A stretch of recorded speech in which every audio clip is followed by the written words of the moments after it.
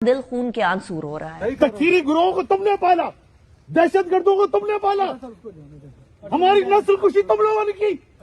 इसके बाद कुछ जगह रह जाती है बोलने के लिए। इस्लामाबाद के अंदर पिछले 3 माह के अंदर दूसरा ऐसा खुदकुश वाकया हुआ है। और जो डेड बॉडीज हैं, कम से कम जो हमने देखा है 100 से 150 से ऊपर लोग जो है ना वो शहीद हुए हैं। ठीक है ना। लेकिन कौन करवा रहा है ये दहशतगर्दी? ये जो दहशतगर्दी है इसके पीछे वर्दी है। ये जो दहशतगर्दी है सफे मातम बिछा दिया इस वक्त। कश बम्बार ने अपने आप को पाड़ा या 2 थे, 160 लोगों की जाने गई। सर ये तो बहुत खतरनाक बातचीत है। कैसे अपनी ही मुल्क की एजेंसियां इस तरह कर सकती हैं?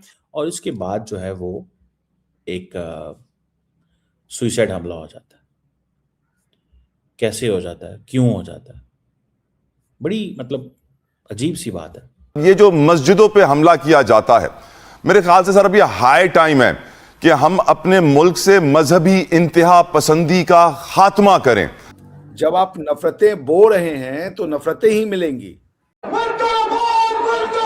जो अफसोसनाक सानिया हुआ, वाकया हुआ खैबर पख्तूनख्वा से बलूचिस्तान, हमारे यहाँ जो मजहबी इंतहा पसंदी है, मैं समझता हूँ उसकी वजह से बहुत सारे मिसगाइडेड मिसाइल्स पैदा हो जाते हैं जो ये खुद कुछ हमला करते हैं। और अपने लोगों के ऊपर भी दहशतगर्दी करवाई जाएगी। इल्जाम उसका अफगानिस्तान और हिंदुस्तान पे लगाया जाएगा। आप कह रहे हैं कि 150 से 200 डेड बॉडीज हैं और वो छुपाई गई हैं। किसने छुपाई हैं? तो अभी हमें क्यों नहीं दिखा रहे? नमस्ते दोस्तों, जय हिंद। हिंदुस्तान स्पेशल में आपका स्वागत है। दोस्तों, शुक्रवार को पाकिस्तान की राजधानी इस्लामाबाद की शिया मस्जिद में जुमे की नमाज के दौरान आत्मघाती हमला हुआ। इस हमले में अब तक 150 से ज्यादा लोग मारे जा चुके हैं। पाकिस्तानी लोग खुद ये बता रहे हैं कि उन्होंने 150 से ज्यादा लाशें देखी हैं। पाकिस्तान मीडिया चर्चा कर रहा है कि आसिम मुनीर ने खुद ये फॉल्स फ्लैग ऑपरेशन करवाया। ये पाकिस्तान के लिए बहुत ही खतरनाक है। आसिम मुनीर को अपनी कुर्सी जाती हुई दिखाई दे रही है और पाकिस्तान में आसिम मुनीर ऐसे ब्लास्ट करवाकर ये बताना चाहता है कि पाकिस्तान की सिक्योरिटी सिचुएशन खतरे में है। इसीलिए आसिम मुनीर ने अपनी कुर्सी बचाने के लिए अपने ही 150 लोगों को उड़ा दिया। पाकिस्तान मीडिया ये बता रहा है कि ये किसी और ने नहीं, आसिम मुनीर ने ही करवाया है, क्योंकि उसकी कुर्सी अब जाती दिख रही है। वहीं अफगानिस्तान की तालिबान नेतृत्व वाली सरकार ने राष्ट्रीय रक्षा मंत्रालय के प्रवक्ता के एक बयान के माध्यम से इस्लामाबाद हमले की निंदा की और पाकिस्तानी अधिकारियों पर बिना सबूत के गैर जिम्मेदाराना और आतंक आरोप लगाने का आरोप लगाया। लेकिन कौन करवा रहा है ये दहशतगर्दी? ये जो दहशतगर्दी है इसके पीछे कौन है? मरियम नवाज साहिबा तो कहती थी कि इसके पीछे वर्दी है, और आज वो वर्दी वालों के ही साथ जो है वो बसंत मना रही हैं। लेकिन बहरहाल चलें, ठीक है, वर्दी वालों ने उनको प्रॉप अप तो किया है। लेकिन मैं आज कोई किसी के ऊपर वो जो है अपनी इंफॉर्मेशन की बेस के ऊपर कुछ इंफॉर्मेशन भी है, लेकिन मैं वो आपके सामने रखना चाहता हूं। फैसला आपने करना है आज, टोटल फैसला आपके ऊपर छोड़ता हूं, ठीक है? आप कर लें फैसला जो आपने करना है। सबसे पहले, आज से 8 दिन पहले, 8 से 9 दिन पहले, 9 दिन पहले मुझे इंफॉर्मेशन आई। मैं हैरान हो गया।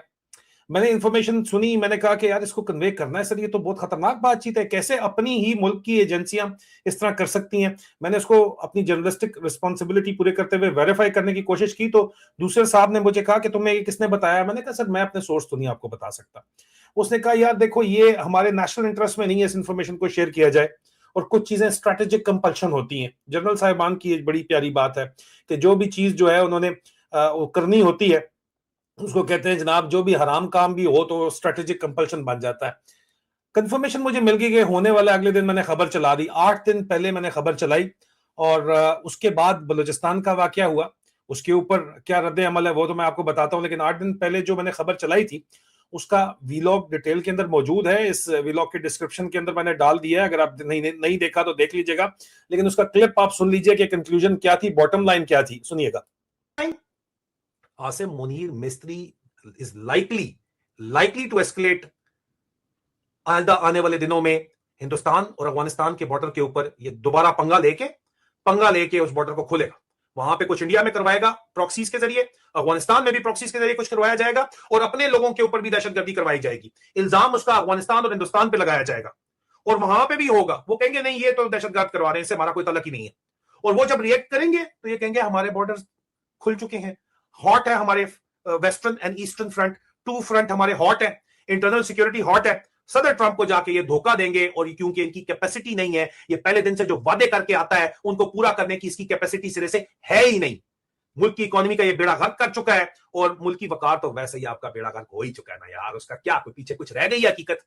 और अब ये कहानी जो है आपके सामने है, क्योंकि फौज अंदर से जो है उसको डर ये इन सबको अपनी जानों के लाले पड़े हुए हैं, तो ये कहते हैं कि अभी ट्रंप साहब को किस तरह जो है वो जाके बतानी है, कहानी लगानी है, उसमें कितनी मासूम जाने जाएंगी वो आखिरी आइंदा आने वाले दिनों में ना, द दस्त द मैदान दे, proof is in the pudding. ये जो अभी आपके आगे सिचुएशन बन रही है, ये आपको पता चल जाएगी सारी की सारी, अपने पुरखों को गाली दे करके। तो अब इस पे हम क्या बोले हैं? मैं इस पे यही कह सकता हूं कि आरजू जी, मुझे दिल से दुख है। वो बेचारे पूजा करने गए थे, या जो क्या कहते हैं उर्दू में पूजा करने को, मुझे नहीं पता, लेकिन पूजा करने गए थे ईश्वर से, अपनी अल्लाह से, अपने घर वालों के लिए अच्छी बात, जुमे की नमाज के लिए गए थे सर, जुमे की नमाज थी आज, जुमे की नमाज के लिए गए थे। तो मतलब पूजा ही है ना, नमाज एक तरीके जी का जी इबादत, ईश्वर की इबादत ही है ना, अल्लाह की इबादत ही है ना।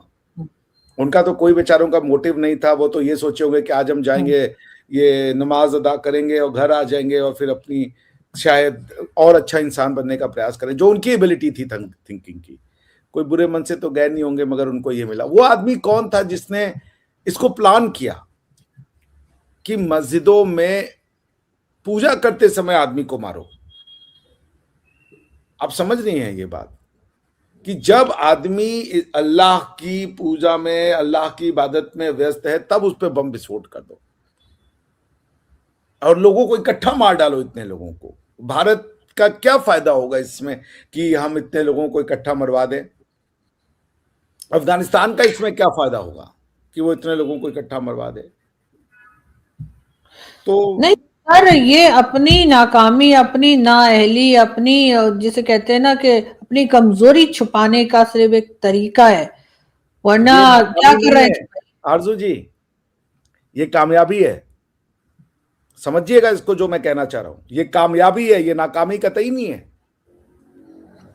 जब आप नफरतें बो रहे हैं तो नफरतें ही मिलेंगी। वो कामयाब हो गए। वो जो सारा दिन बैठ करके दूसरों में ये कमी है, ये कमी है, लोगों के ऊपर आक्षेप लगाना, वो तो आप अपने समाज को ऐसा बना दिया आपने, कामयाब हो गए आप उस समाज को। लेकिन ये आपको लग रहा है ये पहला हुआ है। इसके पहले मुझे याद है, बहुत पहले आपके यहाँ पे कुछ ईद वीद का समय था, कोई लाहौर की बहुत बड़ी ईदगाह थी या क्या थी, वहां पे बम विस्फोट कर दिया था, यही शियाओं के उसमें। आज से 3-4 साल पहले की बात है, अगर मैं गलत नहीं हूं तो मुझे ठीक कीजिएगा, या शायद उससे पहले की। तो मैं बस इतना ही कह सकता हूं कि आप करते रहिए जो आप कर रहे हैं, चलिए उसी रास्ते पे, देखिए कहां जाते हैं। हमारी तो यही है कि मैं फिर से जिन लोगों की जिंदगियां गई उनके लिए दुख और खेद प्रकट कर सकता हूं कि ऐसा नहीं होना चाहिए। लेकिन मैं इतना बता दूं, ये लॉ एंड ऑर्डर का प्रॉब्लम नहीं है। आप लॉ एंड ऑर्डर से नहीं रोक सकते, लॉ एंड ऑर्डर से इन चीजों को नहीं रोका जा सकता।